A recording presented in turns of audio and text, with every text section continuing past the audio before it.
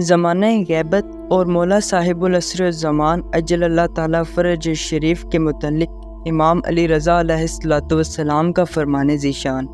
ابو سلط سے روایت ہے کہ دیبل جو کہ امام علیہ السلام کے شاعر ہیں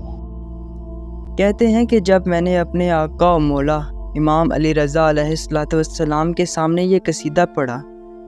اور اس شعر تک پہنچا کہ ایک امام آل محمد علیہ السلام میں قیام کریں گے، وہ اللہ کے اسم اعظم کی تائید و برکت اور غیبی مدد سے قیام فرمائیں گے اور حق کو باطل سے جدا کریں گے، کینہ پروری کرنے والوں کو اپنے اصل انجام تک پہنچائیں گے۔ تو امام علیہ السلام رو پڑے، پھر اپنا سر اٹھا کر فرمایا، اے خزائی، اس بیت کے پڑھتے وقت روح قدس نے تمہاری زبان سے نطق کیا ہے اور اس شعر کو ادا کیا ہے۔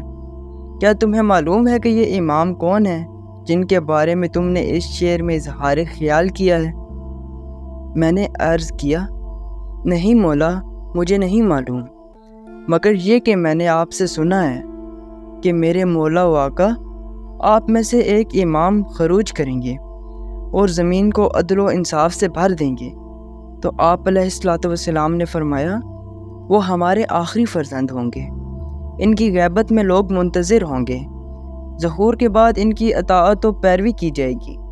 اگر دنیا کی زندگی کا صرف ایک دن بھی باقی رہ گیا تو خدا اس دن کو اس قدر طویل کرے گا کہ ہمارے بیٹے خروج کریں گے، پھر وہ زمین کو عدل و انصاف سے بھر دیں گے جس طرح وہ ظلم و جور سے بھر چکی ہوگی۔